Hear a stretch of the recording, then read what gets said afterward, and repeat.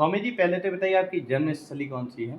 मेरी जन्मस्थली है जौनपुर, जमदाग्निपुर जिसे प्रीवियस नाम कहा जाता है जौनपुर। किस उम्र से आपने अपने अध्यात्म के सनातन की इस प्रथा को जगह-जगह बढ़ाने के लिए आपने किस उम्र से अपना कदम रखा है, अपने आप को मतलब कहना चाहिए कि समर्पण किया है? सोशल मीडिया के माध्यम से तो मैं बहुत पहले से ही जन जागृति करते आया हूँ, लेकिन अभी 2022 के उपरांत अभी हम लोगों ने व्हाट्सएप पे ग्रुप बनाया था, उसी आध्यात्म दर्शन जिस ग्रुप का नाम था, और उसी के माध्यम से फिर हम लोग आगे बढ़े। फिर अभी 2023, 2024, 2025, 2026 आ गया, तो तब से हम 4 वर्षों से निरंतर प्रयासरत हैं कि हम पूरे भारत में जा कर के जन जागृति करें और सनातन धर्म का प्रचार प्रसार करें।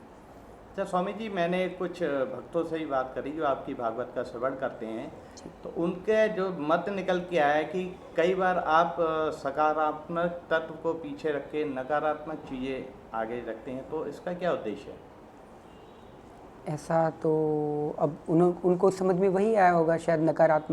नकारात्मक तो नहीं। अब देखिए क्या होता है ना कि जो धारणाएं परंपरागत चली आ रही हैं, तो उसको जब हम उस धारणाओं को तोड़ते हैं तो वो दुख उत्पन्न करता है, उसको कोई तोड़ना जल्दी नहीं चाहता। अब जैसा कि एक भक्त ने बताया कि आपने अभी श्रवण इसमें भागवत जी में बताया कि भगवान कुछ नहीं है, भगवान कुछ नहीं करता है, इस तरीके के कोई शब्दों का प्रयोग नहीं, किया ऐसा तो मैंने कहीं कुछ नहीं कहा कि भगवान कुछ नहीं करता है। भगवान से सब कुछ चल रहा है, मैं पूरे भगवान पे ही। बस यही है ना कि लोगों की बुद्धि या कह सकते हैं लोगों का समझने का दृष्टिकोण उसी प्रकार का रह जाता है। महामृत्युंजय मंत्र का जो आपने व्याख्यान किया है कि जिस तरीके से वो जीवन देने वाला नहीं है, जीवन से मुक्त करवाने वाला महामृत्युंजय मंत्र है, तो लोग जब स्थिति उनकी ऐसी रहने होती है कि मृत्यु और जन्म मृत्यु के बीच में अटके होते हैं, तो ये और ब्राह्मण महामृत्युंजय मंत्र का जाप के लिए कहते हैं, तो इसके विषय में आप क्या कहना चाहेंगे? इसके विषय में तो मैं यही कहूँगा कि ये गलत चीज़ें हैं, गलत चीज़ें प्रतिपादित हो रही हैं। महामृत्युंजय के लिए, महामृत्युंजय का ये जो मार्कंडेय ऋषि ने बनाया है, ये इसके लिए नहीं बनाया है कि वो किसी की आयु बढ़ा दे। वो एकमात्र जब ऋषि की बात होती है, भगवत प्राप्त महापुरुषों की बात होती है, तो वो इसीलिए सारे मंत्रों का प्रणीत करते हैं, सारे मंत्रों को उद्घाटित करते हैं, ताकि वो मनुष्य को जो जन्म और मृत्यु का बंधन है उससे छुटकारा प्राप्त करवा सकें। अब ये जो मंत्र है, इस मंत्र का भी यही अर्थ है कि जन्म और मृत्यु के बंधन से छुटकारा प्राप्त करवाना, लेकिन इसे व्यापारिक दृष्टिकोण से लोगों ने अपने हिसाब से वो कर दिया और वो परंपरागत चली आ रही है। अब वो इतना लोगों के जेहन में रच बस गया है कि अब उसको तोड़ना बहुत मुश्किल है। इसीलिए मेरा विरोध भी होता है कि आप गलत कहते हैं। गलत तो नहीं है, मैं तो पूरे वेदों शास्त्रों का प्रति प्रमाण भी देता हूँ, विद कोटेशन भी बताता हूँ कि ये देखिए यहाँ पे लिखा हुआ है, ऐसे है, ऐसे है। लेकिन अब नहीं मानते तो बेचारे क्या करें, अब इसमें कोई दोष नहीं दे सकते। सदियों से हमारे वेद पुराण जो रामायण वगैरह है, भागवत है, जिसमें जो लिखा हुआ है, कुछ चीज़ों में आप कहते हैं कि ये चीज़ ऐसा नहीं है, ऐसा है, तो आखिर आपका आगे चल के सनातन परंपरा को कहाँ तक ले आने का उद्देश्य है और किस तरीके के लोगों को आप सही आईना दिखाना चाह रहे हैं? देखिए, हमारे शास्त्रों, वेदों, पुराणों में कोई बात गलत नहीं लिखी गई। अगर एक भी शब्द लिखा होगा, एक भी अक्षर लिखा होगा, एक भी स्वर लिखा होगा, तो वो ऐसे नहीं लिखा गया होगा, वो महापुरुषों द्वारा प्रणीत है। तो उसमें असत्यता तो संभाषण हो ही नहीं सकता, लेकिन उसको समझने की जो कुचेष्टा की गई है या उसका जो ट्रांसलेशन किया गया है वो बहुत गलत तरीके से किया गया है, जिसके कारण हमारे धर्म में भी इसी प्रकार की कुचाल की चीज़ें आ गई हैं जो हमारे धर्म को आगे बढ़ने से रोकता है और इस सनातन धर्म का ह्रास कर रहा है। लोगों के अंदर नास्तिकता का आविर्भाव कर रहा है, क्योंकि कामनाओं की जब पूर्ति नहीं होती तो लोग कहते हैं अरे सब हमने कर लिया, सब हमने व्रत उपवास कर लिया, लेकिन कुछ नहीं होता, भगवान फालतू है। तो ये नहीं है। हमारा सनातन धर्म एकमात्र सत्य को बताता है और सत्य के ऊपर ही चलता है। लेकिन क्या है कि कुछ परंपरागत नियमों से या कुछ लोगों के कहने से वो चीज़ें इतनी गड़बड़ हो गई कि वो अब लोगों के हृदय में और चित्त में और बुद्धि में इतनी परिभाषित हो चुकी है कि उसको निकालना बहुत कष्टप्रद होता है। तो लोगों को वो जब धारणाएं टूटती हैं तो उनको बहुत कष्ट होता है। लेकिन मैं अन्य कथावाचकों की तरह नहीं और न आगे कभी काम करूंगा, तो मेरे और उनमें कोई डिफरेंस नहीं रह जाएगा। मैं जब भी करूंगा मैं सनातन धर्म का प्रचार प्रसार उसी माध्यम से करूंगा जो वेदों, शास्त्रों, पुराणों, उपनिषदों इत्यादि में वर्णित है और जो सही सही मार्ग बताते हैं।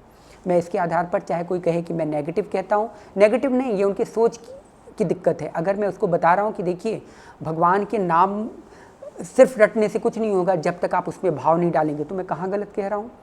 आपने भाव को क्यों नहीं पकड़ा कि हाँ ये बता रहे हैं कि भाई देखो ये कर्म करो लेकिन इसके पीछे ऐसे करो तो ये ज़्यादा लाभकारी होगा। तो इसी को लोग कहते हैं कि आप गलत बता रहे हैं, आप नकारात्मक हो जाते हैं। तो ये उन लोगों की अपनी अपनी बुद्धि या मानसिकता की परिचायक है, इसमें हम कुछ नहीं कर सकते। ज़्यादातर व्यासपीठ से जो भगवताचार्य होते हैं, जो संदेश देते हैं, भक्तों को जो बताते हैं, तो आपको लगता है कि उनके, मैं विरोध तो नहीं कहूँगा, लेकिन कहाँ तक आपको लगता है कि आप सफल हो पाएंगे? देखिए भगवान ने क्या कहा है कि भाई कर्मण्यवाधिकारस्ते माँ फलेषु कदाचन माँ कर्म फल हेतु भूर्मा ते संगोत कर्मणि। आप कर्म करिए, फल की इच्छा मत करिए। उसमें हम अपना कर्तव्य करेंगे, बाकी का फल देने का अधिकार भगवान के ऊपर है। मुझे पता है अभी तक अगर ऐसा होता तो मुझसे भी काफ़ी बहुत भीड़ जुड़ी होती, लेकिन जो हीरे की पहचान होती है ना वो किसी विरले के पास होता है। तो मुझसे भी बहुत कम ही लोग जुड़ेंगे, लेकिन जो जुड़ेंगे वो ऐसे पक्के होंगे कि उनको अपने सनातन धर्म के विषय में गूढ़ से गूढ़ जानकारी होगी। और ऐसे मैं कथावाचकों की तरह मैं कथा नहीं करता, आपने देख ही लिया होगा। अभी तक कथाओं में मैंने ऐसी कोई भी बात नहीं बोली है कि मैं कथा कहानी सुना करके लोगों को भ्रमित करूं। इस तरह का काम मैं नहीं करता।